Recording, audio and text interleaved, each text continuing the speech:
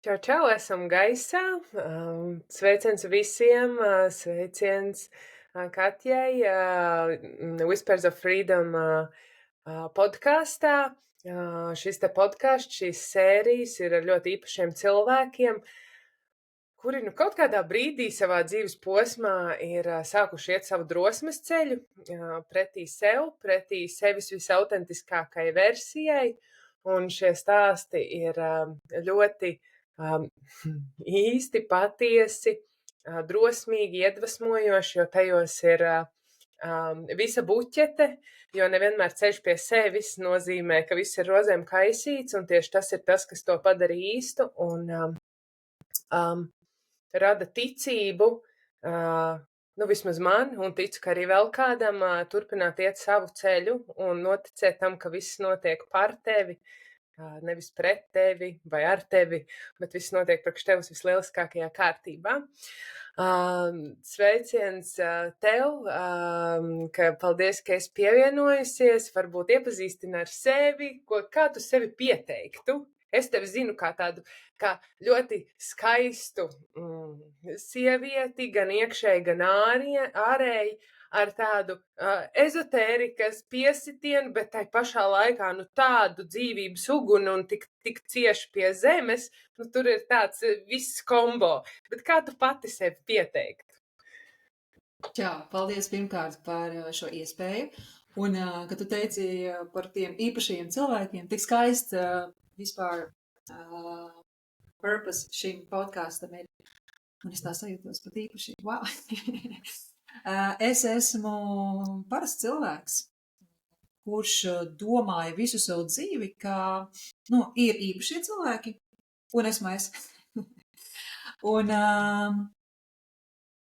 esmu nonākusi līdz atklāsmei, ka arī visi īpašie cilvēki ir parastie cilvēki, un ar ko es šobrīd nodarbojos, ir es iedziļinos mūsu zemapziņā, un caur mūsu zemapziņu, strādājot gan ar sevi, gan ar cilvēkiem, izzinu, kas tur ir apslēpts, kas bieži vien mums traucē iet to savu ceļu, vai kas mums traucē, lai paskatītos sevī tā ar patiesām acīm.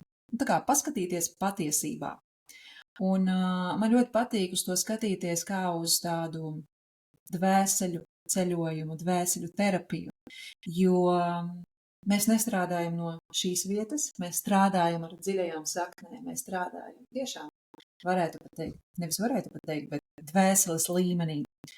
Es esmu izstudējusi hipnoterapiju, enerģijas terapiju, un šobrīd manā dzīvē ir ienācis channelings.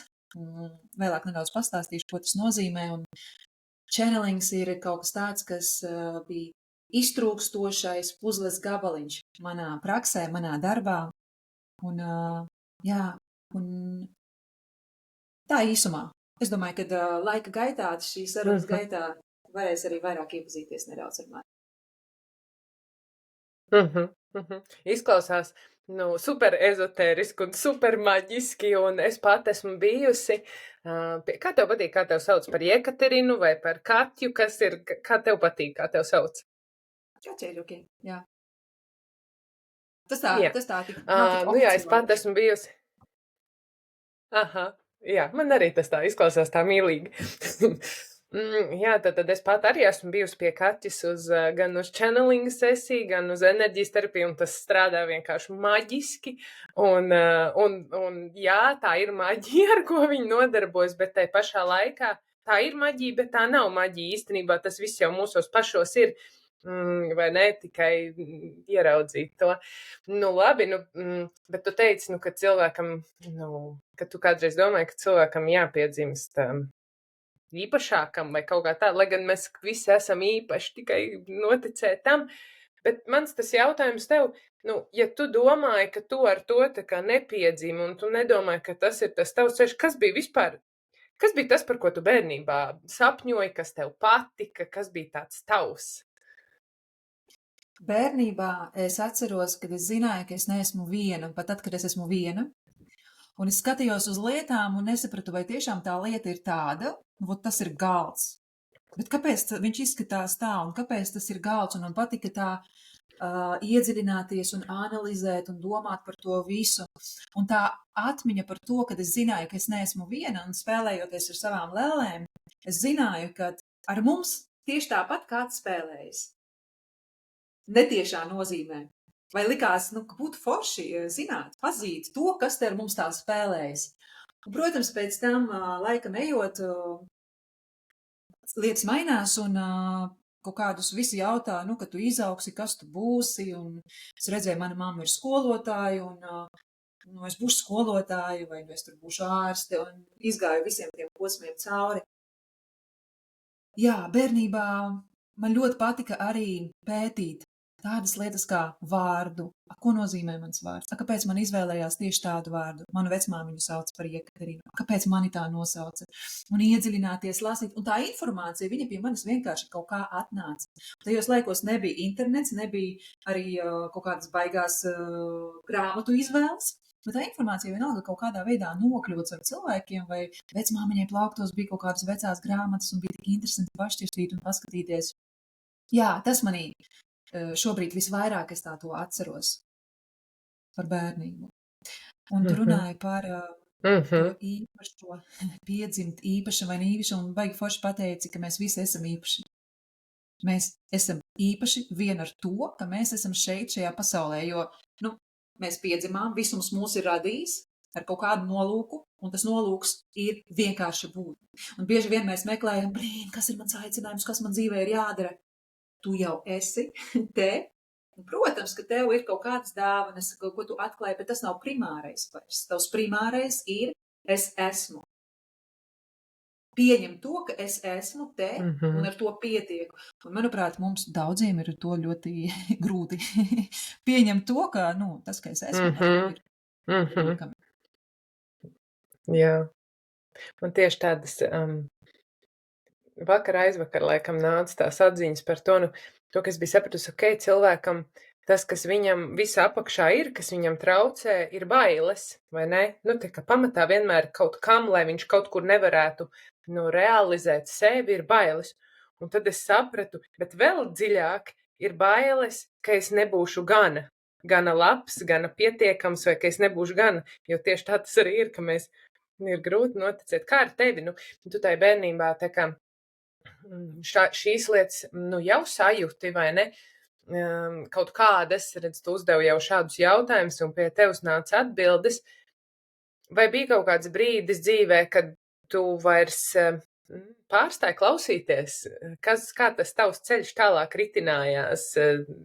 Beidz skolu? Kas bija tālāk, kas notika? Kā tu nonāci? Tā kā man vienkārši interesē tas starpposms, jo es saprotu, ka tu neesi tā kā, no 10 gadiem sākusi palīdzēt cilvēkiem ar enerģijas terapijām. Kas ir tas posms pa vidu? Jā, tas posms pa vidu ir tāds, ka bērnībā kaut kādā posmā es veiksmīgi sāku ieraudzīt to, ko man stāsta, un pārņemt programmas, kas man nāk no skolas, no apkārtnes. Un vienkārši fokusēties uz to svarīgo. Jā, matemātika un lasīšana, jāmāk taču lasīt, un visas tās lietas, ko mums māca skolā, un es aizmirsu par tām lietām.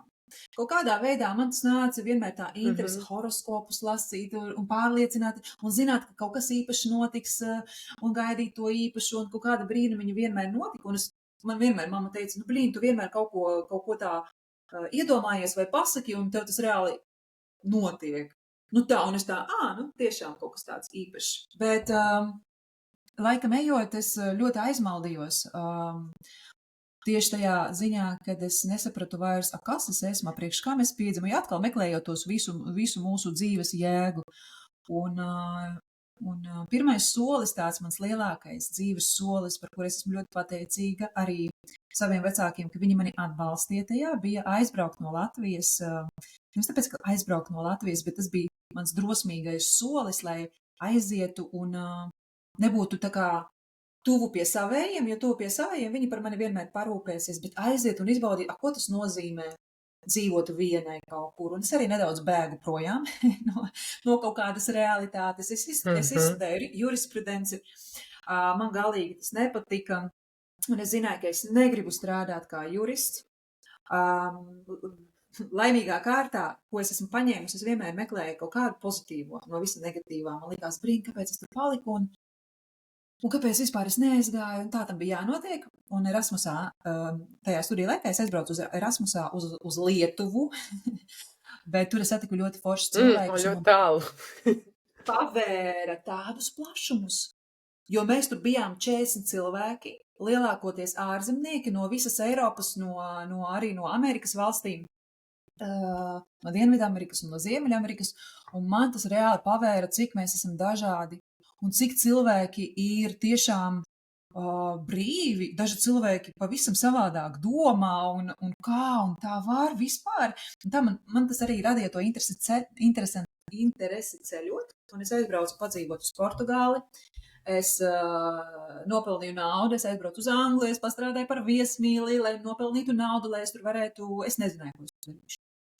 Man tur bija draugs, man tur bija pazīstami cilvēki, un es aizgāju uzreiz kursos, es zināju, ka man ir jāmāk valoda, ja es gribu tur būt, un es tur nodzīvoju 2,5 gadus. Es strādāju vīna darītavās kā gīds, un katrs mans dzīves solis, ko es esmu darījusi, man ir palīdzējis, atbalstījis visu to, ko es daru šodien. Nu, kā gīds man varēja palīdzēt, to, ko es daru šodien? Es iemācījos runāt ar cilvēkiem. Es iemācījos uzstāties cilvēku priekšā jau tādu, jo manas priekšā dažkārt stājās 40, 50 cilvēku grupa, un es viņus vienkārši vadāju un stāstīju. Un es nekad neaizmirsīšu savu pirmo vizīti, kad man tur viss drebēja, un es nezināju, ko darīt. Nu, tad es aizbraucu tālāk, es aizbraucu uz Slovākiju, kur es pastrādāju korporācijām. Un tur es sapratu, ka es nevēlos darīt darbu tikai darba un naudas dēļ. Kaut gan nauda bija, tā kā primārais jānopelna, lai varētu nodrošināt kaut kādas lietas, dzīves vietu, ēdienu un tā tālāk. Bet es ļoti labi sapratu, jo Portugālē es darīju to, kas man patīk. Un pēkšņi es esmu vidē, kur es sēžu pie datora un 8 stundas vienkārši, man likās, es daru kaut ko bezjēdzīgu. Rakstu rēķinus, vienkārši nesaprotu, kam tas ir, priekš kam tas viss notiek. Tur es noturējos laikam ap gadu. Bet tā pieredze man bija vajadzīga, lai es saprastu, ka es tā nevēlos, un es aizgāju strādāt par soft skills facilitator, un es mācīju mūsu darbiniekus pēc tam pārējos 8 gadus, ar pusi vai 8 gadus, mainot dažādām lomām tajā darbā, un tad pienāca laiks, kad es sapratu, kad ir forši, bet man jau tas arī tā neiedvesmo, un pienāca Covid. Nē, sākumā paliku stāvoklī, pēc tam pienāca Covid. Pagaid, stop, piedod, es tev pārtraukšu, patīšu tev bišķi uz atpakaļu. Tātad tu aizbrauc uz Sloveniju, vai Slovākiju? Portugāla, Slovākija, jā. Jā, Slovākija. Tad tu tur biji, tu strādāji. Vai tev nevienā brīdī nenāca tās duālās sajūtas par to, ka, jā, bet, kaut kā taču jādzīvo, tie standarta teksti, ka tu saproti, ka tev nepatīk to darīt, un droši vien, ka darbs labs, un droši vien, ka pat darbs prestižāks, kā strādāt Portugālē, viņu darītavā, vai ne, es mīnu. Vai tev nenāca tās duālās sajūtas par to, jā, bet kā taču? Šis taču ir tas, varbūt saistīts ar tavu to izglītību, vai, ko es te izdomāju? Tev nebija šī te diskusija ar sevi iekšējā? Jo, protams, ka pēc tam jau ir skaidrs, pēc tam tas bija tāpēc, un tas bija tā, bet vai tai brīdī bija tik viegli aiziet? Man tai brīdī bija vairāk tāds, jo es esmu izjutusi to brīvību, ko man deva darbs Portugālē. Es biju pašnodarbinātā, un man Portugālē 2 gadu laikā nebija neviens rīts, kad es modos un negribās uz darbu. Man nevienu reizi tā nav bijis. Jā, man ir bijis nogurums, jā, man ir bijis tā, ka, varbūt es šodien varētu kaut ko citu, bet man vienmēr ir bijis tā kā, es vēlos, jo man patīk tas, ko es daru, un šajā darbā es cēlos, es sevi vilku ārā no gultas pēc kāda laika, jo es neredzēju tam jēgu. Jā, baigi krūti izklausās, es strādāju IBM, es pat nezināju, kas ir IBM, pirms es sāku strādāt IBM, bet pēc tam pēkšņi tas, skanēja baigi krūti, jā. Un, Jā. protams, ka ir, kā tu teici, zin tā prestižāk pateikt, ka es strādāju lielā korporācijā un es tur strādāju Baltijas valstīm kā šis un tas, un citiem cilvēkiem jau tas izklausījās forši, bet manā sirdī es zināju, ka man tas nav forši, man tas nepatīk. Un es nevēlos tā darīt tālāk. Es vienkārši, kad redzēju sevi, es redzēju savus kolēģus dažus, kas tur strādā ļoti ilgi un nav priecīgi. Un es nevēlējos kļūt kā viņi. Es biju vēl ļoti jauna, man bija 26 gadi. Un es negribēju skatīt uz saviem vecākiem kolēģiem, viņi vienkārši tur eksistēja. Jā. Šī ir tāda interesanta lieta. Es par to esmu kaut kad senāk kaut ko runājusi. Kurš ir tas brīdis, kur beidzas tas jaunības maksimālisms? Kurš ir tas brīdis, kad cilvēks pasaka sev viss, te es griežu nost savas sajūtas, savus sapņus? Zini, par ko es runāju? Nu, tad, kad tu esi vēl tāds, tu kaut kā sevi apaudzē vai sevi ieliec kaut kādā tā rāmītī, jo ir kaut kāds brīdis, kad tev ir jūra līdz ceļiem un tu esi gatavs darīt, un tu pat nedomā īsti par, it kā var teikt, tāds muļķīgs nenobriedis, ka tu nedomā par sekām. Un tad pienāk viens brīdis kā hops, nu, lielākai daļai cilvēku, es vairs sevi nedzirdu, es daru, jo jādara, tu teici par to, nu, ka tu cēlies no rīta ar to deksmi, tu gribēji iet, un tad tu varēji salīdzināt, un te ir tas jautājums, ja mēs uzdot lielākai daļai cilvēku jautājumu, kā tu cēlies no rīta, ar prieku vai ne ar prieku, un lielākā daļa droši vien pat nezinātu, kā viņi ceļās, jo nemaz šo jautājumu neuzdod, un tas jau ir tas pirmais solis, man liekas, vispār, lai nebūtu tā, ka tu nostrādā 20 gadus vietā, vai esi vietā, kur tev nemaz nav jābūt, jo tev vispirms ir sevi jāsadzina. Šis, man liekas, ļoti, ļoti skaisti. Ok, es tev pārtraucu. Tātad tu tālāk devies. Jā. Vienkārši pēc tam ieslēdzas autopilots. Un autopilotā ir ļoti viegli. Ir grūti, ir varbūt nepatīkami, bet ir vieglāk nekā kaut ko mainīt. Autopilotā dzīvojot. Jā. Un es esmu bijusi arī autopilotā. Jo tur ieslēdzas risks. Jā. Jā. Labi, tad pēc tam tad tu strādāji 8 gadus. Ko tu tur darīji? Tu nosauc gudri to amatu, bet kas bija tas, ko tu tur darīji? Es mācīju mūsu darbiniekus. Pirmkārt, bija arī tādi, korporatīvie temati, piemēram, pastāstīt mūsu jaunienācējiem firmām. Mēs ļoti strauji tobrīd augām. Mums katru mēnesi bija pa 100 jaunienācējiem. Mums bija viņiem jāpastāst mūsu vērtībām, par to, kā mēs darbojamies, bet man vienmēr gribējās viņiem parādīt nevis to, ka mūsu vērtība ir saglabāt pasaulē kaut kādus boring lietas. Man gribējās viņiem iedot to tādu deksmi, ka te būs forši, ka mēs esam te jauni un te var mācīties, te var augt, un šitā ir jums baigi foršā vieta, kur jūs varat vienkārši iet izaugsmē. Un man tas tiešām forši izdevās, jo es saņēmu par to daudz atgriezenisko saiti no jauniņiem. Pēc tam mēs tikāmies ar viņiem citās apmācībās, prezentācijas prasmes, emotional intelligence, mēs mācījāmies par to, kā menedžēt savu laiku, par to, kā rakstīt biznesa ēpastus un tā tālāk. Proti visas tās prasmes, kas būtu nepieciešamas un mūs neiemāca skolā patiesībā. Pat tādu lietu, kā runāt ar savu kolēģi, kā kaut kādas negociācijas sapulcē vadīt. Kad man tur, piemēram, kāds uzbrūk, tādas lietas, un es pati daudz ko iemācījos, un es esmu tāds cilvēks, kas mācās mācot, tāpēc man tas darbs ļoti patika, es daudz ko iemācījos, kamēr es mācīju. Jā. Man liekas ļoti interesanti tas, kā Kaķa stāsta, kā viņai patika stāstīt par vietu, kur viņa strādā.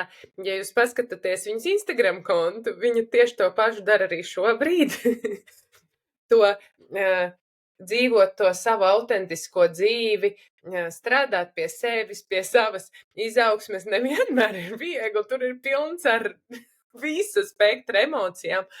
Bet tas, kā viņa to parāda, ir tāds, wow, es arī tā gribu. gribu. Nu, tā kā es arī gribu ar to vieglumu, ar to deksmi, ar to, un tā ir, man liekas, viena no katras tādām superspējām radīt cilvēkā to, nu, vēlmi iet tā kā dziļāk, jo tas ir forši, tas ir riktīgi forši.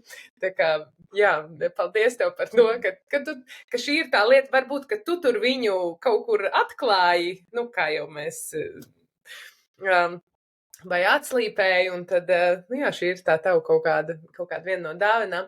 Nu, labi, 8 gadus tu tur nostrādāji, nu, kas notika? Labs darbs, viss forši, daudz ko iemācījies, bija iespējas tur noteikti augt un būt, un kas notika?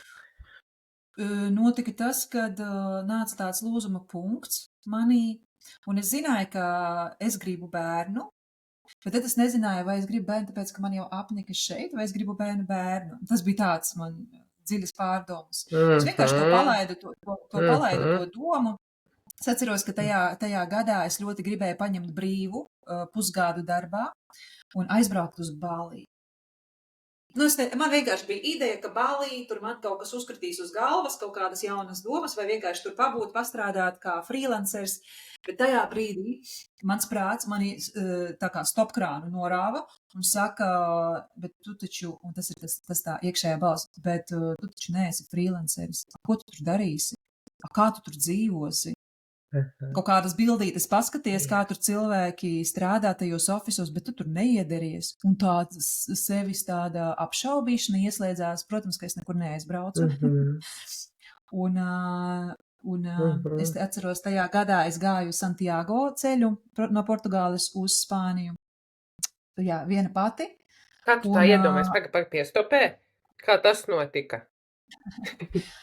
Tas notika vienkārši, zin kā, es ļoti daudz ķeru signālus, es tagad to tā redzu, kad man kāds kaut ko pastāsta, un es jūtu, ka, cik forši, es arī tā gribu. Man bija kolēģi aizgājusi uz Santiago ceļu, izgājusi, un viņa man stāstīja, cik forši, es arī tā gribu.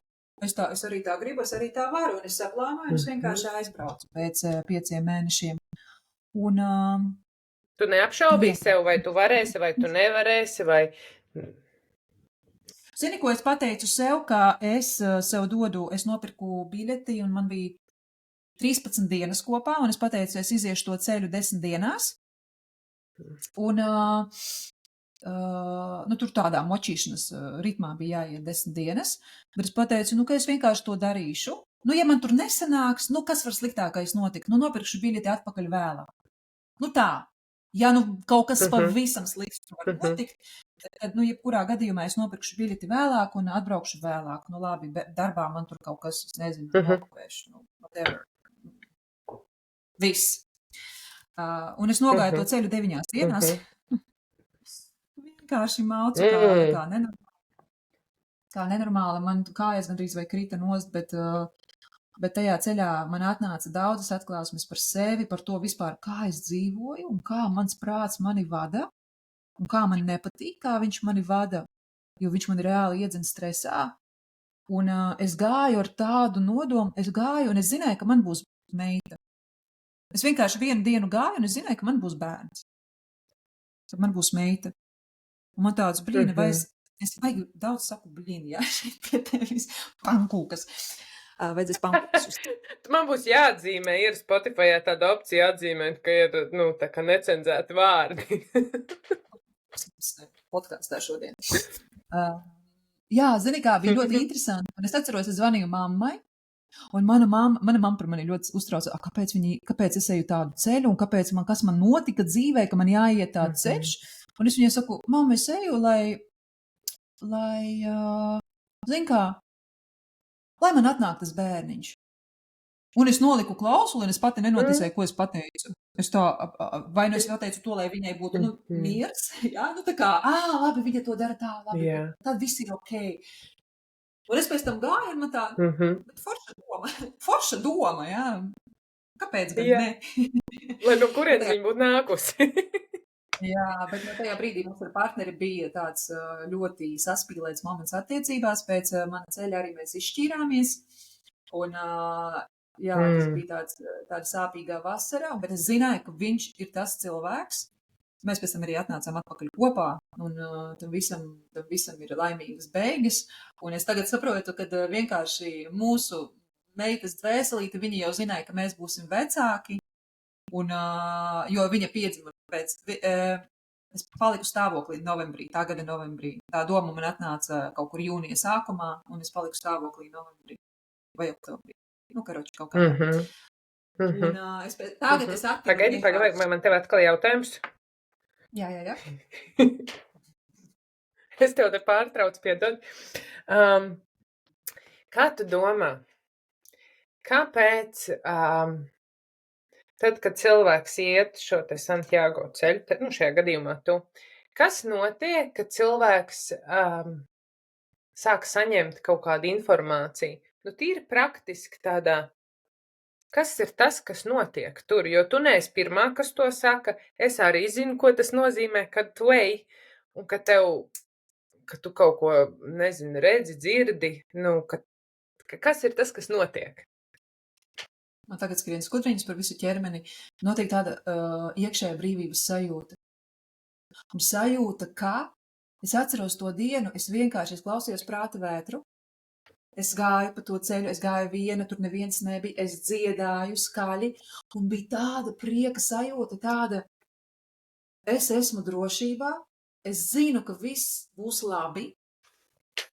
Kaut gan pirms pāris stundām es vienkārši raudāju un domāju, ka iepriekš kā man vispār tas viss ir vajadzīgs. Un tur vispār emocijas gāja, vat šitā te visu laiku mainījās. Es tā, nu kamēr man ir labi tagad, kamēr man ir tas prieks, es paņemšu un izbaudīšu šo prieku. Un es gāju un dziedāju un vienkārši izbaudīju to tādu brīvības sajūtu. It kā man kaut kas, tā, unlock next level. Kaut kas man tur tā kā atvērās, pavērās vaļā. Bija tāda sajūta, un tādus brīžus atceros vairākus tā ceļā posmā. Bet pirms tam bija, riktīgi tāds kā pazemes sajūta. Ka, viss, es padodos, es ņemu autobusu, un es braucu, un es vairs vispār to negribu darīt. Tad es apsēžos, izņemu to apelsīnu no savas somas, es viņu apēdu. Es taču varu izvēlēties, es tiešām varu paņemt autobusu un braukt. Vai arī es varu iet tālāk. Un kad tu tā apzinies, ok, es taču izvēlos. Es izvēlējos iet, un tad es iešu tālāk. Man nav šodien jānoiet 35 km, es varu noiet 30 km. Man neviens par to nenosodīs, tikai es pati sevi dzenu, sodu. Neviens taču pat nezina, visiem patiesībā ir nospļauties, cik es tur eju un kur es esmu, pa lielu. Un vai tu vispār ej? Es tā.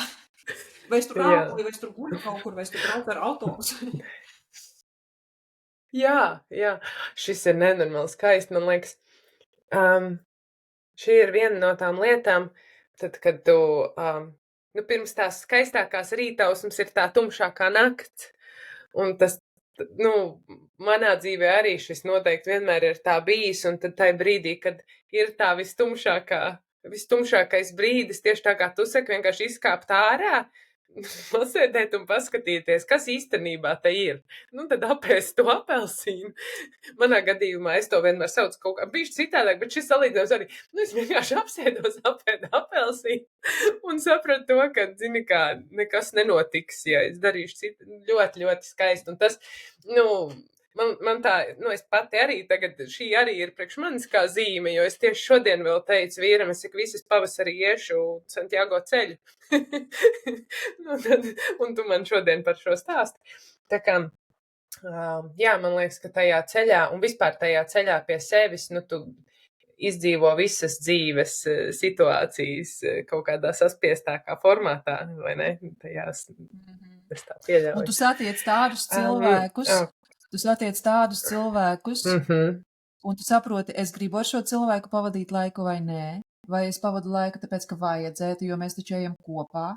Bet tur bija viens franču vīrietis, viņam bija kādi 70 gadi, viņš jau gāja to ceļu 13. reizi, un man visu laiku gribējās vairāk ar viņu runāties. Viņā bija tāds viedums, tāds miers.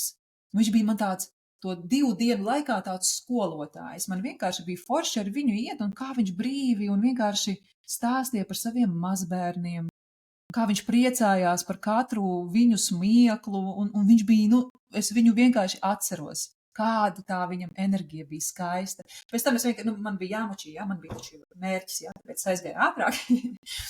Bet, viņš man palika atmiņā ļoti, ļoti spilgti. Jā, neviens satiktais cilvēks nav nejaušība. Arī to droši vien šeit var spilgti ieraudzīt. Jā. Nu, labi, tad tu izgāji to Santiago ceļu, izšķīries pēc tam. Kas notika? Vai tas, ko tu tur guvi, kaut kādas tās atziņas vai redzējumu kaut ko mainīt pēc tam tajā tavā reālajā dzīvē? Es pirmkārt izjūtu, ko nozīmē dziļas dvēseliskas sāpes. Kad dvēsele sāp. Kad nevis vienkārši sāp kaut kas, bet kad dvēselē sāp. Es tagad to tā saprotu. Es nesaprotu. Es vienkārši man tad likās, kur tā var sāpēt? Kas tas tāds ir? Vai no tā es kādreiz tikšu ārā? Un tā vietā, lai saslēgtos ar sevi, es skrēju prom vēl vairāk no sevis. Un tad es sapratu, ka jo vairāk es skrienu meklējot kaut kādas, aiziet pie draudzenēm parunāties, vēl kaut ko tur. Es vienkārši vienu dienu apgūlos, es pateicu darbā, ka es nenāku.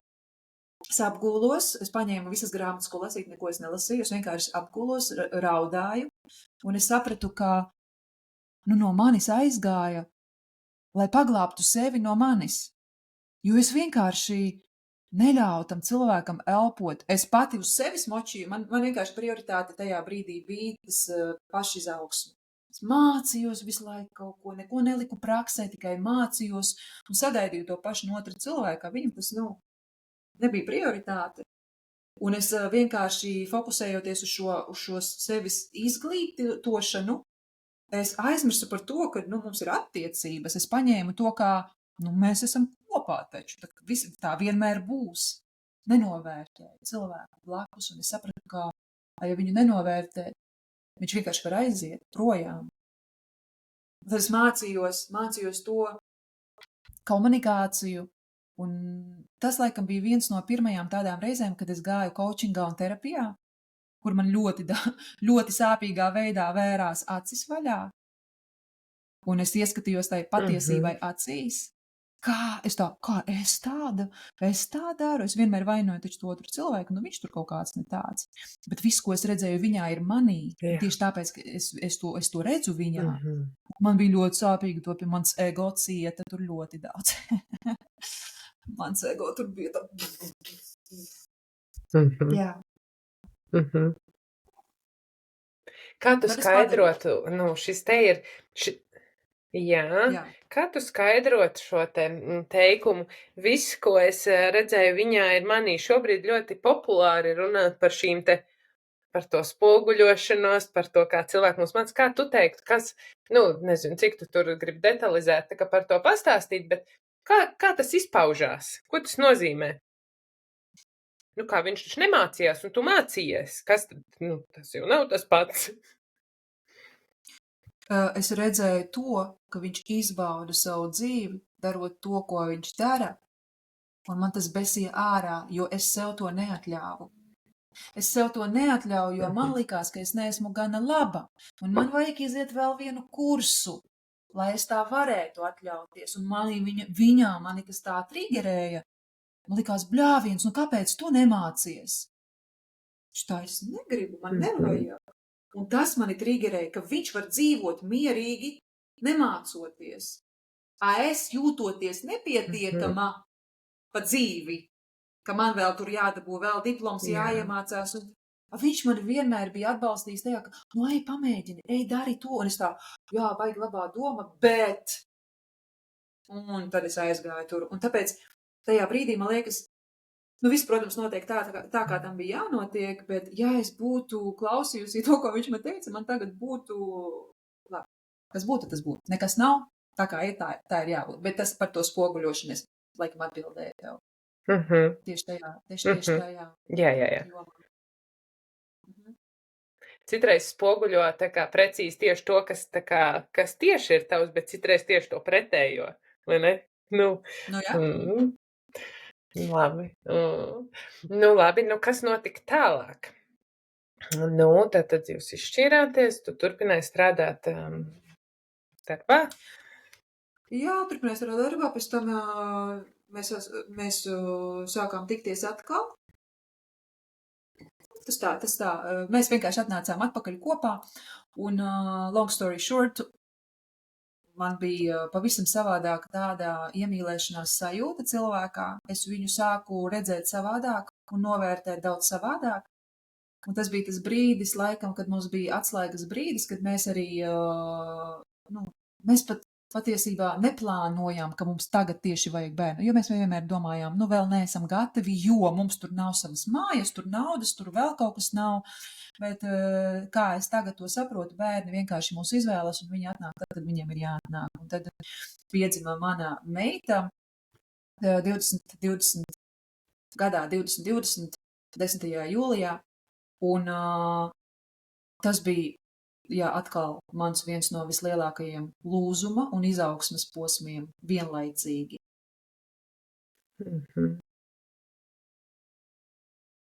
Tur bija vai tu teici, ka tad, kad piedod, mums vienkārši te bišķi nobīdās, laikam, tā skaņa. Tu teici, ka tad, kad jūs sagājāt atkal kopā, ka tu viņu ieraudzīji citādāk, vai pa to laiku, kad tu biji sākusi iet jau terapijā un pie kouča un tā tālāk, vai bija tā, ka tu biji sevi ieraudzījusi citādāk? Biežāk tas kaut kā tā ir, vai tu vienkārši, tev vajadzēja pazaudēt, lai tu novērtētu, vai tu sevi biji ieraudzījusi citādāk? Šis ir mans jautājums. Tur laika bija abi aspekti. Pazaudēt, lai novērtētu, tas bija pēc tam, bet sākumā bija ieraudzīt sevi. Kāpēc es pazaudēju? Kāpēc notika šis, kas notika? Un man bija ļoti grūti, kā es minēju, to pieņemt, un mans ego vienkārši tur kliedza un spārdījās kā todleris tantruma laikā.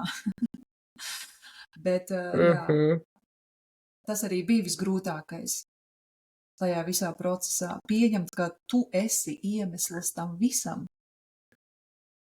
Tu. Jo mums patīk visus citus vainot, tā ir vieglāk. Taču vieglāk pateikt, ka viņš bija ne tāds. Protams. Labi. Nu, tad pieteicās meita. Un tad kas bija tas tavs nākošais izaugsmes punkts vai tavs, droši vien, ka izaugsmes punkts, kas bija tas tavs lūzums, ko tu minēji? Depresija, sēras, pazaudēju sevi veco, ka es vairs tā nekad nebūs, man dzīve vairs nebūs tāda, kas es tagad esmu, ko es vispār te daru, es nezinu vispār, kā to darīt, es sāku ļoti mācīties, kā vispār ar maziņiem zīdainīši, un es aizgāju atkal, man ļoti patīk mācīties. Mācīties man nozīmē dzīvot, bet es sāku mācīties tādā ziņā, kā labi, kā es vēlētos šo visu mammas lomu iet, jo no vienas puses tev kliedz viena lieta, no otras puses kaut kas cits nāk, un es tā diezgan intuitīvi izvēlējos savu nostāju un mācījos par laimi, bija arī latviešu valodā un Latvijā meitenes, Instagrams, kam sekot, un man es gan to paņēmu es ļoti to paņēmu ļoti tā stingri, ko viņas tur māca, un es tā drusciņi par skarbu pret sevi attiecos tajā visā, un arī tas man nepalīdzēja, bet mana galvenā problēma tajā laikā bija, kā tik viņai neiedot kādu traumatisku pieredzi, kā tik viņai nesabojāt dzīvi. Vai nu kaut ko neizdarīt ne tā, lai viņai pēc tam nebūtu tā kā man. Man nebija tur nekas tāds dzīvē traģisks. Jā, man bija grūti kaut kādas lietas pieņemt, bet tas bija tik nogurdinoši. Tik nogurdinoši tas viss bija. Pēc tam bija depresija, pēc tam bija atkal psihoterapija, kura man tajā brīdī likās, ka man nekas nepalīdz. Tajā brīdī, jā. Vienkārši man bija jāizdzīvot. Kāpēc? Kā tu šobrīd domā? Kāpēc tu domā, ka tev tā terapija nepalīdzēja šajā reizē? Jo Jo man likās, ka no manis ir ekspektācijas. Man likās, ka tas bija vienkārši forši pārunāt kādam pateikt, tā kā es jūtos, un tad man uzdot mājas darbu, un tad es to mājas darbu neizpildu, jo man vienkārši tam nav resursi, tad es jūtos vainīga, ka es neizpildu mājas darbu, tad man vēl rodas vainas sajūta par šo, ka es nedaru to savu darbu, ko es gribēju darīt, bet un mēs maksāju naudu, un tas man bija tā kā sloks, viss jau strādā, ja es pati strādātu, bet es nestrādāju. Es vienkārši domāju, ka tas būs tāds vieglais, aiziešu uz psihoterapiju, mani salabos. Man pateiks, kas man tur nav kārtībā, un mani salabos. Bet neviens tevi nesalabos, neviens tevi neizglābs, kamēr tu pats nebūsi atvērts. Jā, arī tādā ezotērikā nav tā, ka tu aizēji kaut kur un tevi izglābi. Tā kā ir taču visādi, tu teici, hipnoterapija un taču visu kā aizēji un tevi taču salabo. Vai es nezinu, ko tev vēl ar skaņām aizēji, gongus paklausies, aizēji un tev ir tikai noticis. Iedot tabletīti un viss. Jā. Placebo efektu tev uztais un tu notici. Tieši tā. Es jokojos. Labi. Jā, runājot par to mamošanos, šobrīd vai jau kādu laiku šis ir tādā topā, visur būt sievietei it sevišķi, arī vīrietim jau, bet vairāk es dzirdu, ka sievietei šī te perfektā būšana visur būt gana labai un visur visās jomās būt perfektai. Un tā trauma nodošana, man bija viena tāda situācija ar vienu meiteni, kur man teica tā, viņa saka, ka viņu, ka runājot par viņai 2 meitas ir, un viņa man pati stāsta, ka viņa, nejūtas līdz galam laimīgi un tā. Es saku, bet tu to nodod savām tām meitām, ka tu pati nedzīvo to savu laimīgo dzīvi. Viņa saka, bet es cenšos viņām to neizrādīt, es negribu, lai viņām ir šī te trauma. Es saku, jā, bet viņas pēc tam centīsies saviem bērniem to neizrādīt, ka viņas nav laimīgas. Tas ir tas, kā tas notiek, un tu nevari pats neizdziedinot savas traumas, tu viņus nodos tās pašas programmas, ja tu darīsi tā kā to mākslīgi, un tad jau tas izpumpē, jo gribot, negribot, tas kaut kādā brīdī laužas ārā vienalga ar teikumiem vai ar darbībām, un, tur, man liekas, ir tas lielais kļuks tajā, tu nevari, enerģijā. Tu nevari nodot to, ko tu pats neiemieso. Tieši tā, tieši tā. Šeit mēs nonākam nedaudz līdz tai ezotērikai, ka bērni mūs jūt vienkārši mūsu emocijas. Līdz 5 gadiem bērni jūt mūsu emocijas to, ko jūtam mēs. Un līdz 13, 14 gadiem mēs esam sasaistīti ar saviem bērniem. Bērni slimo, tāpēc, ka mammai kaut kas nav kārtībā. Visbiežāk. Ja? Protams, mēs tagad nevaram skatīties, ka katrs klepus, kas manam bērnam ir piemeties, ar mammu kaut kas nav kārtībā. Nē, tā nav, bet ja tu pavēro, kāpēc viņam uzmetas temperatūra, būtu tieši tagad, kad tev bija kaut kāds nervu sabrukums? Tāpēc, ka bērns jūt tavu nogurumu. Tāpēc, ka bērns tevi jūt. Jā. Jā, jo vienmēr liekas, un tieši tagad, kad nevajadzēja, tad viņš saslimst. Vai ne? Un tas ir tieši tāpēc. Labi, mēs jau tuvojamies, tad bērns piedzimst, tu centies būt perfektai, tur uz terapiju, kas notiek tālāk tavā dzīvē? Kā tevi ceļi ved? Pārvākšanās, mēs dzīvojam tobrīd Slovākijā, mēs pārvācamies uz Prāgu, Čehijā. Man šī pārvākšanās nebija tā kā mana izvēle, mans vīrs atrada šeit darbu, un labi, es esmu mātes atvaļinājumā, tātad mēs braucam. Es jutos ļoti nelaimīgi ar šo visām pārmaiņām. Es iekritu upura lomā, es vainoju vīru par visām savām sliktajām sajūtām, jo viņa dēļ mēs esam šeit. Un tāpēc es jūtos tik slikti. Bratislavā man bija visi draugi, nodzīvoti 11 gadi, un tur man jau viss ir, šeit man nekas nav. Tad es sapratu, ka es vienkārši atceros, bija atbraukuši viņa vecāki, viņi mums reāli palīdzēja, man nebija jāgatavo ēst, es vienkārši varēju dzīvot ar savu bērnu, būt laimīga mamma. Mammas sapnis vienkārši, tev nav jātīra māja, nav jāgatavo ēst, par tevi parūpējas. Bet es atceros, ka es vienkārši atradu visu laiku pie kā piekasīties, un es reāli nesaprotu, kā mans vīrs vienkārši man izturēja tajā dzīves posmā. Un vienu vakaru sēdēju uz grīdas, meita bija aizmigusi, es sēdēju uz grīdas un raudāju, jo es sapratu, ka es esmu vienkārši atkal tādā dziļā bedrē iekritus, dziļāk vairs nav kur. Un tā kā man ļoti patīk šis teiciens, kad skolnieks ir gatavs, skolotājs atnāk. Un tad es vienkārši man Instagramā kaut kāds mentors parādījās, vēl kaut kas, kaut kādi iedvesmas stāsti, kaut kādas meditācijas, un tā es sāku nedaudz skatīties apkārt, līdz es atradu citu tādu terapijas veidu, Rapid Transformational Therapy, un tā ir hipnoze, tas ir tas, ko es pēc tam izmācījos, bet tas man bija atkal tāds, wow! Es tā izjūtu rezultātus pēc pirmā seansa, ka es reāli mainos, ka es varu tai tantei, kas man iedod picu no lodziņa bez cimdiem, pateikt, ka tas nav ok. Es nekad iepriekš to nebūtu izdarījusi. Tas nav ok.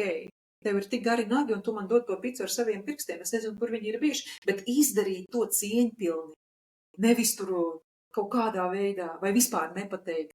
Un es to tiešām tikko izdarīju. Vai arī pastāvēt par sevi vēl kaut kur, kad man kaut kas nav ērti, nevis iekrist upura lomā un sūdzēties par to, bet aiziet un pateikt ar vārdiem caur muti. Un man tas bija tāds, wow, tas ir tik krūti.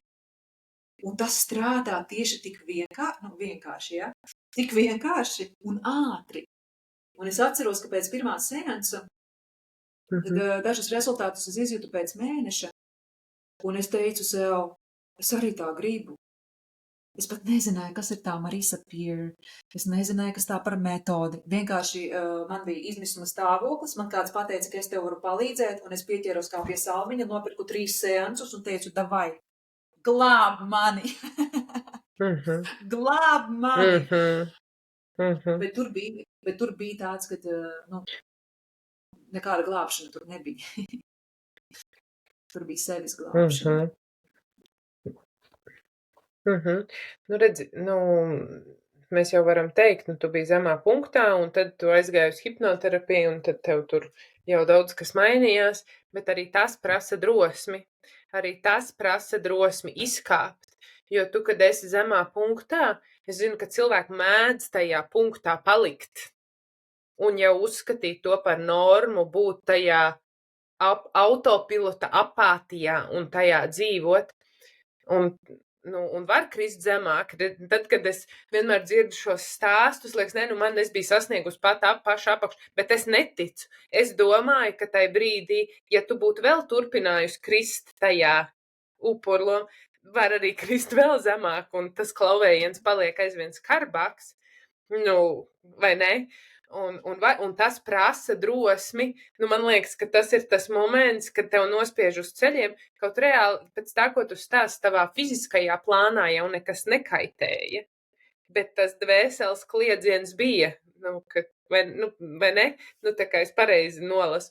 Un tu biji tajā brīdī nospiest uz tiem ceļiem, un es pilnīgi vizualizēju, kā tu tur sēdēji tajā uz tās grīdas, tā istabā. Kā tas ir, ka tev nospiež uz ceļiem, un tas ir tas brīdis, kad tu saki, viss, es esmu gatava, es negribu zemāk, es negribu, un tas, man liekas, ir tas lielais drosmes solis. Viss, es esmu gatava, tā kā kāpt ārā no tā. Jā, un tā ir izvēle. Labi, par to hipnoterapiju. Jā. Vienkārši pieņemt lēmumu, ka es tā vairs negribu. Es tā vairs negribu. Es nezinu, kā es gribu. Es nezinu, kā būs. Un bija vēl viena situācija, kad es paaugstināju balsi pirmoreiz savā mūžā uz savu bērnu, kuram ir 1,5 gadi. Es tā, nē, šitā es toču vairs negribu. Šitā es toču vairs negribu. Un tālāk es vienkārši gāju terapijā, šoreiz gan saprotot, ka neviens mani neglābs, kaut gan tā apakšdoma bija, ka šis cilvēks mani izglābs. Bet tur sākās ļoti tāds pamatīgs darbs ar sevi. Un, jā, es zināju, ka es gribu darīt to. Kaut kā tā, es gribu darīt. Tā kā ar mani izdarīja, es gribu darīt, palīdzēt citiem tā. Šis ir interesanti. Es jau vairākus tādus stāstus dzirdu, ka visbiežāk tieši, ļoti bieži tā metode, kas atnāk, kas ir tev palīdzējusi, ka viņi atnāk tieši tāpēc, lai tu pēc tam, jo tu viņu pat esi uz sevis izjutos tik ļoti, ka tas pēc tam mēdz arī pāriet tajā instrumentā. Labi. Un tad tu sāk mācīties šo te hipnoterapiju, un ar ko hipnoterapija atšķiras no parastas terapijas? Man viņa, tā kā,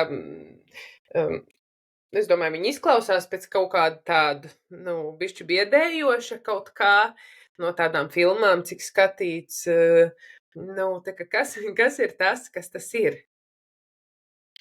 Hipnozes laikā cilvēks nestrādā ar savu prātu. Kad terapijā mēs aizējam uz terapiju, es sēžu ar terapeitu un es runāju un es stāstu to savu sāpīti no šejienes, ko es esmu iemācījusies, viss tās programmas, kas manī ir ieliktas. Un, ja mēs skatāmies uz aizbergu, prāts ir aizberga augšdaļa un zemapziņā ir viss tas, kas ir zem ūdens. Un terapijā, pa lielam, tagad arī terapijas veidi mainās. Un es ticu, ka arī terapeiti šobrīd māk strādāt ar zemapziņu kaut kādā veidā. Es gan neesmu bijusi parastā terapijā ļoti ilgi, bet strādājam ar prātu. To terapiju, kuru es esmu piedzīvojusi, bija strādāt no prāta. Strādāt ar ķermeņa sajūtām, tur arī bija tādi elementi, bet hipnozē mēs nomierinam prātu, un mēs ejam strādāt zemapziņā. Pilnīgi tā kā klients sēž ar aizvērtām ākstiņām. Un zini, ko manās prakses laikā ir arī man apstiprinājies, ka ne visi vienmēr un uzreiz ir gatavi hipnoterapijai. Jo pulkvedis, es viņu saucu par pulkvedi, pulkvedis vienkārši neļauj atslēgt šo te, jo tas nav droši. Kā tagad tu sapratīsi, kas tur notiek, un tu to sāksi strādāt. Man ir bijuši pāris tādi klienti, un jā, vienalga kaut kas paliek, kaut kas notiek, kaut kas mainās, bet prāts tur uzvar un vienkārši jāmeklē citi ceļi. Tas par to, kad vai hipnoterapija strādā visiem, viņa var strādāt visiem, ja tu esi gatavs pieņemt un ja tu esi gatavs strādāt. Par to bīstamību, protams, mēs esam daudz ko redzējuši, bet mūsdienās ir tik daudz informācija pieejama, ka tu vienkārši saproti, ko nozīmē hipnoze. Katru dienu mēs esam hipnotiskajā stāvoklī. Vien tad, kad mēs ejam gulēt, pirms pašas gulētiešanas, mūsu prāta līmeņi nomierinās līdz tam sauktiem hipnotiskajiem stāvoklim. Un ja jūs kādreiz esat redzējuši zīdaiņus, tad viņi aizmieg, viņiem actiņas aiziet šitā te uz augšu un raustās. Tas tieši tas, kas notiek, kad mēs ieejam hipnotiskajā stāvoklī. Aiziet acis uz augšu, ielpa izelpa, aizveram astiņas. Protams, tur notiek meditatīvs, hipnomeditatīvs process, kur mēs nomierinam to savu prātu, un pēc tam es pati esmu bijusi, un arī dažkārt esmu joprojām ļoti tāds pulkveža cilvēks. Man galva kontrolē visu. Un pirmā terapija manai terapeitei nebija viegla ar mani, jo man likās, ka es neko neredzu. Tas ir viss bullshits, tas nekas nestrādā, es te neko neredzu.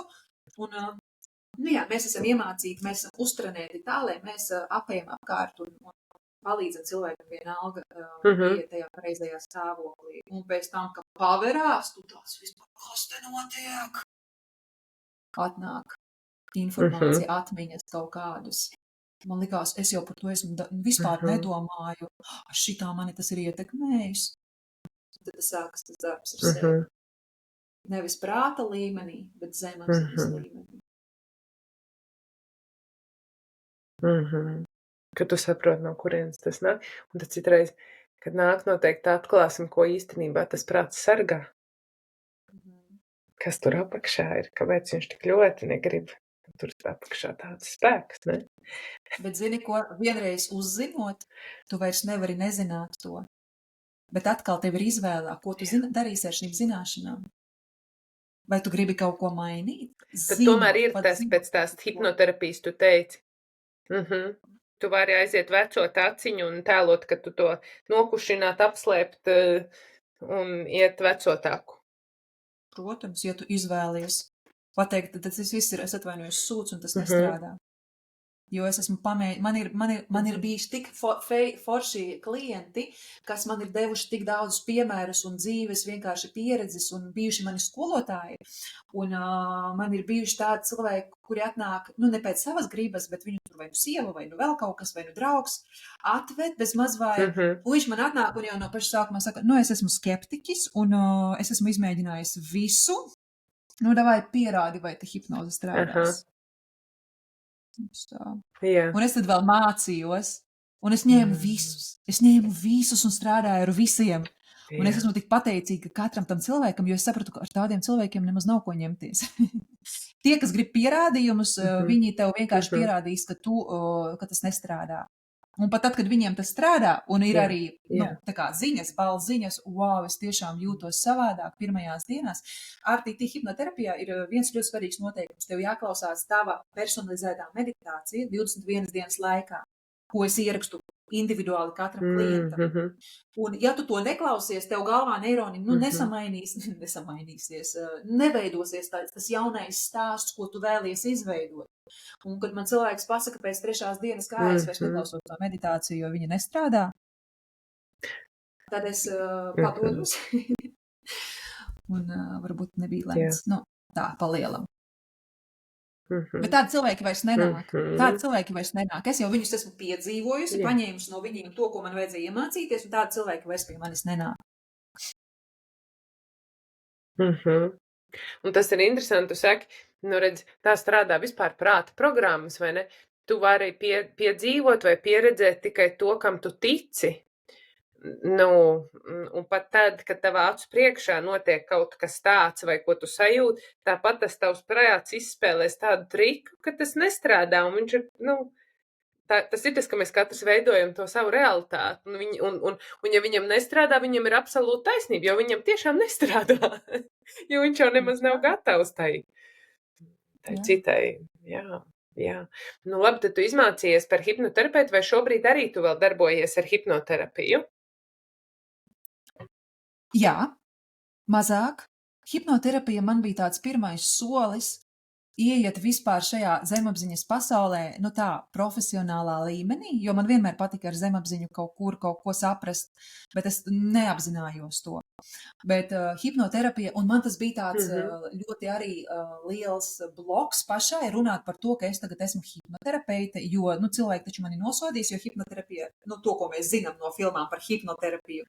Un man arī šī pieredze bija nepieciešama. Jā, ir tāds kaut kāds. Lai es par to droši runātu, lai es pastāvētu par to, ko es daru, un man tiešām viss šis posms bija ļoti, ļoti, viņš nebija viegls, bet viņš bija ļoti izglītojošs. Un caur hipnoterapiju pie manis arī atnāca tādas lietas kā enerģijas terapija. Kas tas tāds ir? Tāda interese arī paskatīties vēl dziļāk un iemācīties kaut ko citu. Jā, un tāpēc arī es sāku mācīties enerģijas terapiju. Man tur nebija nekādas šaubas, vai man tas ir jāmācās vai nē. Tas bija tāds instinkts, un es vienkārši ielecu iekšā, un es sāku mācīties, un man bija, vai es kādreiz to varēšu darīt, es nezinu, bet tas ir tik krūti, ko mēs tur vienkārši varam izdarīt. Jā, un viens noveda pie otra, un pēc tam otrs noveda pie trešā. Kas ir enerģijas terapija? Es vispār, tad, kad pie tevis pieteicos uz seansu, man nebija, šo gan es nebiju nekur dzirdējusi. Kas tas tāds ir? Enerģijas terapijā mēs, tajā klasiskajā, ko es iemācījos sākumā, mēs strādājam ar kinezioloģijas testu. Ko nozīmē kinezioloģijas tests? Ir caur cilvēka ķermeni pārbaudīt kaut kādu konkrētu informāciju. Mūsu ķermenis saglabā informāciju. Vienkārši viss, kas mūsos ir, mūsu ķermenis to atcerās. Mēs ar galvu to neatceramies. Var vienkārši ielikt YouTube'ā kinezioloģijas testu, un ir dažādi testi, piemēram, ar roku, cilvēka roku, un, ja tu saki taisnību, roka ir stipra, ja tu saki, tur, piemēram, netaisnību, vienkārši ķermenis vājš, paliek vājš. Kā tas darbojas darbā ar klientiem? Mēs vienkārši, mums ir tāda schēma, kā mēs strādājam, ko mēs gribam pārbaudīt, kādus blokus. Un online tas ir ļoti vienkārši. Cilvēks apstājas ar sānu, un es uzdodu dažādus jautājumus. Sākumā mēs pārbaudam, vai cilvēks vispār ir, tās atbildes būs pareizas vai nē. Mēs nomierinam prātu caur meditāciju, savienojamies ar sirdi, apstājas ar sānu, un, piemēram, mani sauc Kaķa, un ķermenis iet uz priekšu. Jā, jo atbilde ir patiesība. Un, piemēram, es nezinu, es esmu vīrietis. Ķermenis ies uz aizmuguri, jo atbilde ir nē. Un tā mēs testējam. Un pēc tam mēs ejam enerģijas terapijā, kas ir principā iet un pārbaudīt lietas, kaut kādus blokus, pašpārliecību, kurienes man ir bailes no kaut kā, un mēs varam pārbaudīt, vai tas nāk no tekošās dzīves, no reinkarnācijas, vai tas vispār nāk no dzimtas sistēmas. Jā, un tur ir dažādi aspekti, kā mēs to pēc tam terapeutējam, kādā veidā. Atbildēju uz tavu jautājumu. Šis, redz, tu vēl runā par, jā un nē. Zini, terapija liekas saprotama, hipnoterapija jau ir tāda, tu saproti, tāda bišķi jau nesaprotamāka tam pulkvedim, kā tu viņu sauc. Un tad šis jau ir vēl tā kā nākošais līmenis, vēl tāds vairāk, kur strādā vēl ar reinkarnācijām un tā. Kā tu zini? Un tad pēc tam vēl nāk channelings, kurš ir vēl, vai ne vēl dziļāks. Kā tu zini, ka tā informācija, jo tas, kā tu strādā, kā es saprotu, ir tas, ka tiek uzdot jautājumi, un tu saņem atbildes, un tu viņus pēc tam nodod vai jautā cilvēkam, vai tas ir par to reizi? Atkal parādīšu savu piemēru, kad es biju kā klients enerģijas terapijā, un mans pulkvedis bija ļoti aktīvs. Un kad mūsu prāts visu laiku kaut ko runā, un tad liekas, vai tas vispār ir pareizi vai nepareizi. Un kad mans prāts visu laiku testē, tad tās atbildes nenāk. Ne jā, ne nē. Vienkārši stāvi kā miets iedzīts. Un tev jautā, tātad šīs, piemēram, kaut kāda nepārliecība par sevi šajā jomā nāk no pagājušās dzīves. Un es to, no pagājušās dzīves, man likās, ka tas nāk no šeit, un vienkārši tā, nav atbildes ne jā, ne nē. Un tad terapeits saprot, ka tu esi ieslēdzis prātu, jo mēs esam trenēti atpazīt, kad cilvēkam ir ieslēdzis prāts, un tad viņš saka tagad, un uzdevums pašā sākumā ir nomierināt prātu. Tad mēs atkal mēģinam, un tad ķermenis iet pats pa labi, pa kreisi, tur nekas cilvēkam nav jādara, un man klienti, kuri pirmo reizi var, es neko nedarīju, kāpēc es krītu uz priekšu? Tāpēc, ka tā ir taisnība, tāpēc to arī krīti uz priekšu. Un man ir bijis Bet nevar būt placebo efekts. Piedod, tev vienkārši nobīdījās laiks. Tā, ka tagad es zinu, ka tā tas būs, un tad es, tā kā man liekas, ka man tā kā, lai es būtu gana laba, lai es būtu labiņa, un lai uz mani tas strādāt, tad es liecos uz to priekšu vai uz aizmuguri. Tad tu jau zināsi, ka tu to dari apzināti. Tu to dari apzināti, ar savu ķermeni virzi uz priekšu. Zini, ko es tā biju testējusi un pati darījusi, kad mēs mācījāmies. Un, kad es virzos uz priekšu, es zinu, ka tā nav godīgi. Ka es pati virzos uz priekšu, ko es vēlos noslēpt. No pati no sevis jau es to cenšos noslēpt. Un, vai terapeits to vienmēr sajutīs un uzzinās? Šādā terapijā varbūt arī nē. Bet tu redzi, kad cilvēks vienkārši aizlido uz priekšu, vai tur ir kontrolēta kustība uz priekšu, un dažreiz tas ir vienkārši tāda svārstība. Un tad ir tā saruna, kāpēc tu pretojies? Kur ir pretestība? Ja cilvēks atnāk un tev maksā naudu, lai pierādītu sev, ka man tur kaut kas nav, priekš kam tad viņš nāk uz terapiju? Jā. Kas droši vien arī ir tāda grupa, kā tu minēji, bet tā ir pēc kaut kāda laika jau tāda cilvēka vairs nenāk. Tieši tāpēc man ir labi, un tad kaut kā atlases posmas, kā es tagad komunicēju sākumā ar cilvēku, vai vispār saprast, vai tas ir mans klients. Man ir ļoti svarīgi sarunāties un sajust, vai pirmkārt es varu viņam palīdzēt, un parasti es zinu, ka es varu palīdzēt, ja cilvēks ir atnācis pie manis, tas nozīmē, ka es viņam varu palīdzēt. By default, jau tā kā. Bet vai viņš ir tas klients, kuram es vēlos palīdzēt? Vai man viņš būs jāvelk uz saviem pleciem? Un es agrāk vilku, man gribējās izvilkt, jo man bija glābēja loma ieslēgta. Bet šobrīd es saprotu, ka man tā vilkšana gribas būt labiņai, gana labai, vai ne? Pareizai, lai palīdzēt, izglābt. Tagad es saprotu, cik resursi man tas prasa, un atkal, tik līdz es to sapratu un pieņēmu, pie manis vairs nenāk tādi cilvēki. Nāk tikai tie, kas tādi, es gribu reāli kaut ko. Varbūt šaubos nedaudz, un tas ir ok šaubīties.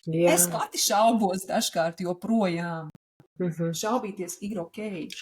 Jā. Mm, labi. Nu, un tad tev nāca klāt tas čenelings. Es domāju, mēs pamazām apaļosimies šai sarunā. Mēs jau te varētu droši vien vēl 1 stundu runāt. Bet kas ir tās jautājums, kas ir visbiežākais, ar ko cilvēki nāk pie tevis? Kur ir mana nauda? Un kas ir mans aicinājums? Ko man pa dzīvi darīt? Es nesaprotu, ko man dzīvē darīt. Tie ir 2 tādi galvenie jautājumi. Uz jautājumu, kur ir mana nauda, tur nekad nav par naudu pārsvarā. Tur atnāk kaut kas cits, kā nu kuram. Un kas ir mans aicinājums? Tur atkal ir kaut kādas lietas, kas var novest tālāk kaut kādā dziļākos sevis izzināšanas procesos. Vienkārši dažkārt tu redzi reāli cilvēka aicinājums ir, tā kā metaforiski ļoti spīdēt gaismu un palīdzēt cilvēkiem un darīt kaut ko tā. Piemēram, man, kad čeneloja manu aicinājumu, man bija pilnīgi tā, ka es esmu pareizajā vietā, es daru to, kas man ir jādara, bet man ir jānodot šīs zināšanas tālāk.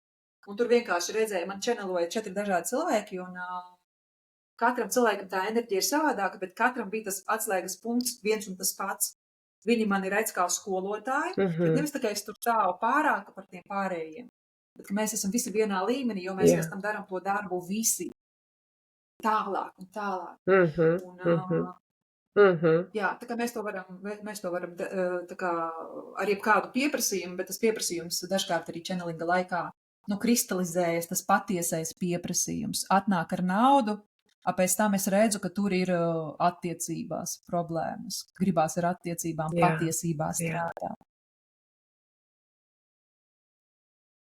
Nu tā, mums bija mazliet maza tehniskā pauzīte. Jā, bet man tev radās jautājums, tu stāstīji par tiem pilāriem, par to, ka cilvēks atnāk ar vienu jautājumu, bet tavs kā terapeita uzdevums ir saprast, kur patiesībā ir tas cēlonis.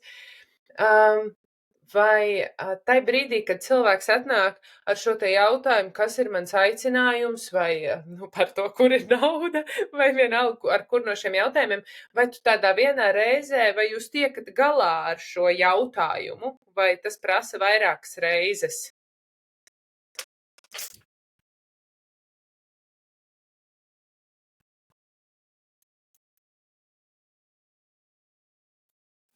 Kurš man ļoti palīdz sniegums laikā saprast, vai tas ir pareizais pieprasījums, pirmkārt. Un nonākt līdz tam, kur ir sakne tam, cilvēks atnāk, viņam reāli šķiet, ka naudas problēma. Dažkārt mēs bēgam no tā, kas ir patiesi svarīgs, piemēram, problēmas attiecībās.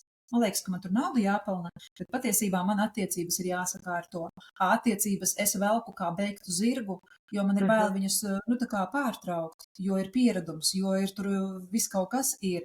Un es tā kā eju un gribu močīt un gribu darīt kaut ko pavisam citu.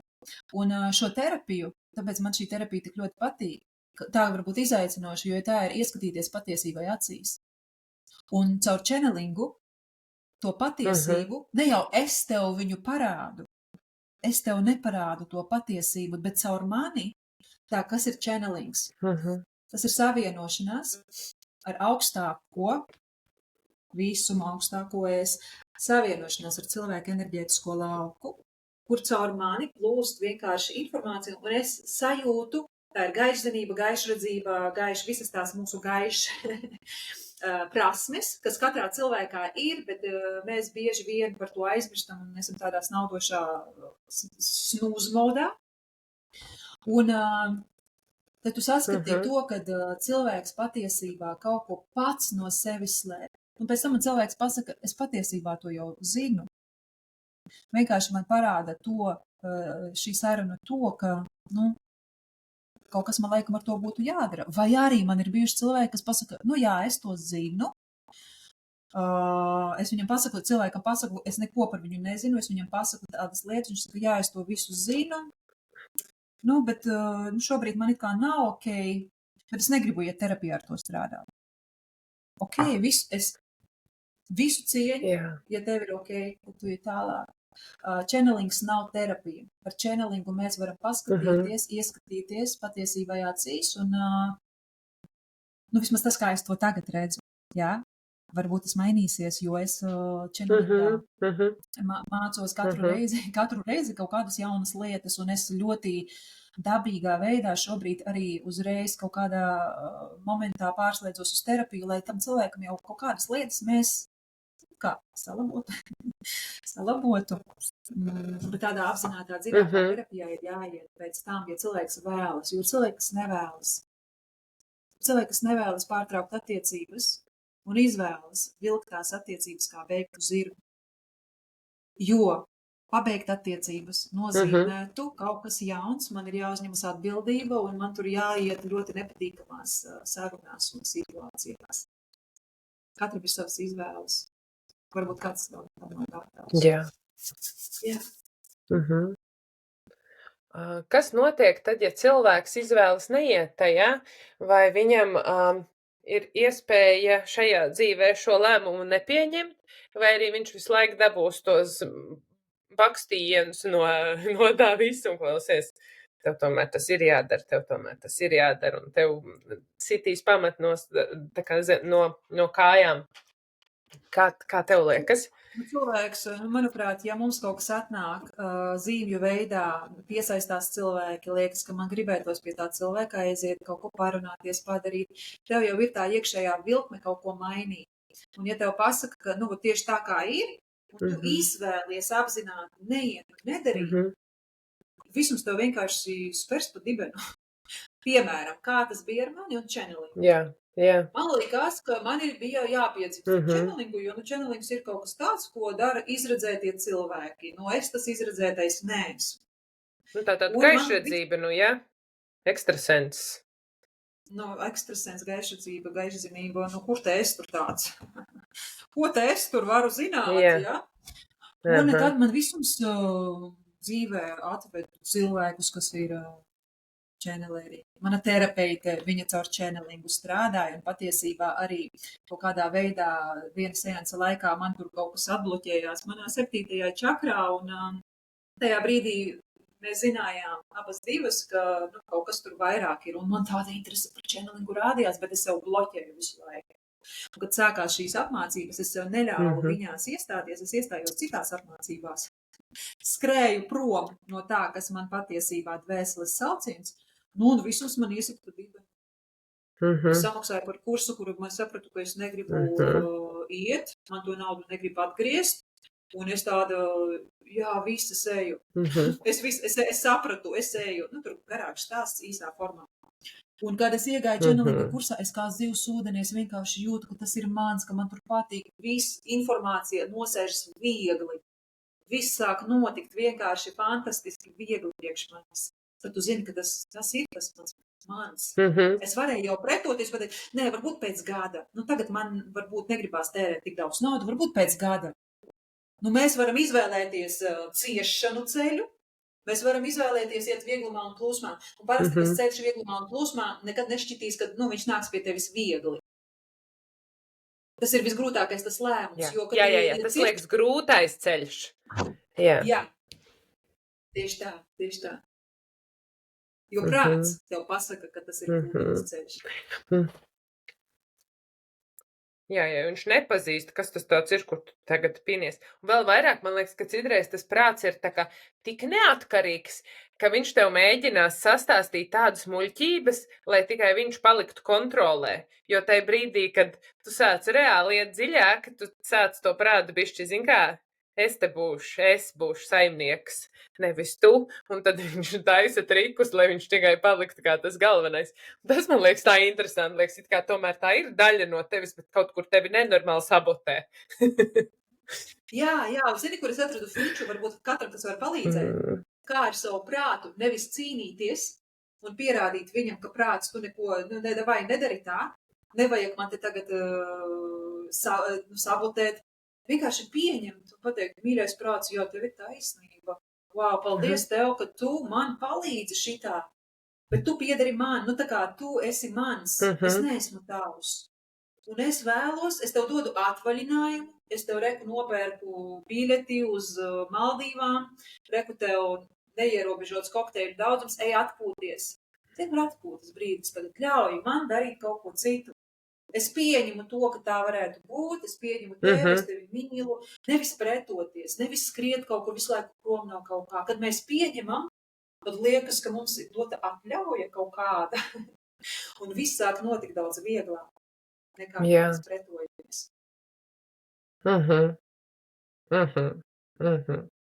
Jā. Nu, tātad vēlreiz par to channelingu. Tātad tas, kā šobrīd tu dari, tātad caur channelingu tu saņēmi informāciju, vajag zīmēt, caur channelingu tu saņēmi informāciju par to cilvēku, un tad ar enerģijas, tad tev nāk tas cēlonis, tev viņš parādās, tad tu to saki cilvēkam, ja tas ar viņu tur rezonē, ka tas ir tas cēlonis, tad caur enerģijas terapiju tu jau ej terapijā un palīdz viņam strādāt ar šo te cēloni. Nu, principā, strādās arī viņš pēc tam, kad tas beigsies, šis te seans, bet tad tas ir tas veids, kā notiek tā darbošanās tev ar klientu. Baigi forši visu tu tā savilki kopā. Man patīk vēl channelingu paskaidrot tādā veidā, kā tu kā klients pie manis, uzaicini mani ciemos pie sevis. Ko nozīmē uzaicināt ciemos pie sevis? Ielaist savās mājās, tā kā. Tas nozīmē, ka es redzēšu, kur tu dzīvo, kur tu ēd, kas tev notiek. Un ir jābūt tai vēlmei ielaist to citu cilvēku. Protams, klients atnāks tikai tad, kad viņš vēlas ar kaut ko strādāt. Un tād, tu esi mani ielaidis savās mājās, un mēs miedarbojamies. Mēs esam tagad vienā enerģētiskajā telpā, un es jūtu, redzu, dažkārt tas nāk caur attēliem, dažkārt tas nāk caur vienkārši zināšanām. Es vienmēr paskatos uz šo cilvēku šobrīd. Kāda Sabīne ir šodien šajā situācijā ar savu pieprasījumu, kuru tu esi atnākusi. Man sāk parādīties, kaut kādi simboli, kaut kādas metaforas, un es runāju cilvēkam, un viņš tād, jā, man rezonē. Tad mēs ejam pareizajā virzienā, cilvēkam rezonē. Un tad mēs ejam, parādiet man tagad Sabīni un naudu. Un tad vai tā nauda parādās, vai parādās kaut kas cits. Un es visu laiku runāju, stāstu klientam, un mans klients visu laiku dod atgriezenisko saiti. Viņam rezonē. Vai tad es saku, kaut kas man pārtrūka bilde. Vai tev ir kaut kāda pretestība? Es saku, jā, man kaut kāds vai nu bailes, vai nu kaut kāda neticība, vai nu vēl kaut kas ieslēdzas. Tas viss ir ļoti jūtams laukā. Un pēc tam, kad mēs nonākam, noņemam kaut kādus ārējos blokus, spriedzīti noņemam, tad mēs varam iet dziļumos un skatīties, kur ir pirmsākums šai situācijai, kur ir pirmsākums šim te cēlonim. Un tad tur aiziet vai nu dzimtā, vai nu reinkarnācijā. Parasti tas ir vai nu dzimtā, vai nu reinkarnācijā. Un tad ir tur saprotams, mēs aizējam, un tur es ieraugu, vai sajūtu, vai vienkārši zinu kaut kādas lietas. Un tad es saprotu, ka tā nāk kā programma līdz tevi. Vai tas nāk vienkārši kaut kāds lāsts, vai solījums sev, un tā tālāk. Un tad jau mēs varam iet terapijā un ar to strādāt, noņemt to lāstu, noņemt to solījumu, noņemt starp diviem cilvēkiem enerģētisko līgumu. Piemēram, ja ir šķiršanās un jūt, ka kaut kas vienalga tur ir palicis. Tur ir līgums, tur ir kontrakts vienkārši. Bet mums ir jāsaprot, kāds ir labums saviem cilvēkiem no tā līguma. Kāpēc viņi to ir viņu dvēseles, kāpēc to ir parakstījušas. Nevis tā kā, davai iesim terapijā, pārtrauksim līgumu, un viss. Mums ir jāsaprot, kā droši mēs to varam noslēgt. Un tas ir tas jau dziļais darbs. Tā kā channelings, mēs ieskatāmies, mēs noskanējam lauku, mēs saprotam, kurā vietā mums ir jāiet. Ar terapijā mēs jau tā kā, izravējam to dārzu. Jā.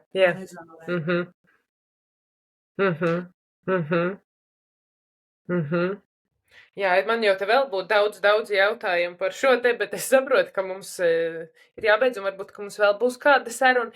Kā ar tevi var miedarboties? Mani var atrast Instagramā, tas laikam visvienkāršākais veids. Var atrast Facebookā, var vienkārši pajautāt Sabīnai, kā mani atrast.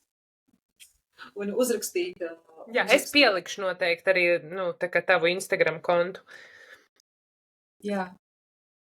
Tā kā mūsdienās, man liekas, cilvēks atrast ir ļoti vienkārši un droši var uzrakstīt. Vienkārši nav jāraksta uzreiz, ka es gribu ar tevi strādāt. Vienkārši var satikties un parunāties, tā kā konsultācija vai iepazīšanās zvans, kakao padzeršanās.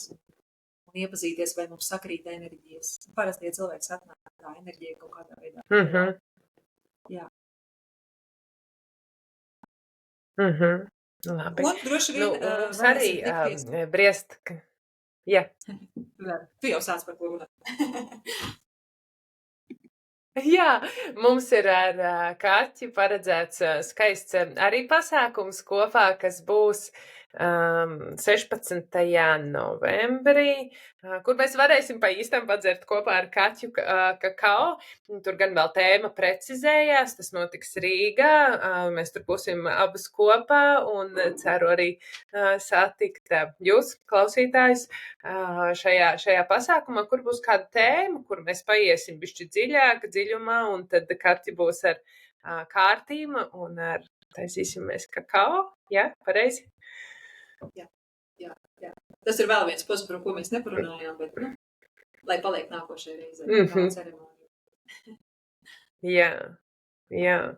Tie kā es teikšu Kaķai lielu paldies šai reizei, ka tu piekriti būt šeit un padalīties ar savu stāstu. Un es ticu, ka noteikti katram šeit bija ko sev paņemt, kā stiprinājumu, kā ticību, kā tevi ceļu ved. Un ka mums pat nav ne mazākās nojausmas citreiz, kas brīnišķīgs un skaists mums ir paredzēts tajā brīdī, kad kad liekas, ka apkārt ir tumsa, kad liekas, ka es neredzu no šī izeju, bet viņi būs tikai sadzirdēt, vai ne? Tas, man liekas, ir tas, ko mēs varam mācīties no šī stāsta. Jā, tā kā es teikšu paldies tev, ka tu biji šeit. Paldies tev, un tāds vēlējums pēdējais ir, kad mēs iemācamies, ka mums nav jāiekrīt dziļā bedrē, lai vajadzētu kaut kur kāpt un kaut ko darīt. Kad mēs saprotam, ka mēs varam arī tiekties uz kaut ko. Tas ir tas skaistais un garšīgais ceļš, ka man taču nav jāiekrīt dziļā depresijā, lai es varētu kaut ko. Bet tam droši vien posmam ir jāaiziet, un pēc tam tu vienkārši zini, ka tu gribi tiekties uz kaut ko, nevis skriet no kaut kā ārā. Un tas ir tas ceļš, ko mēs katrs individuāli ejam un atrodot vajadzīgos palīdzības cilvēkus vai situācijas, notikumus, mūs tas noved ar vien tuvāk un tuvāk pie sevis. Tā kā paldies, ka es varēju būt, un vismaz vienam vai vairākiem cilvēkiem šis stāsts noderētu. Jā, paldies tev, un mēs jau pavisam drīz tiksimies. Un tā, un paldies klausītājiem, un lai skaists ceļš!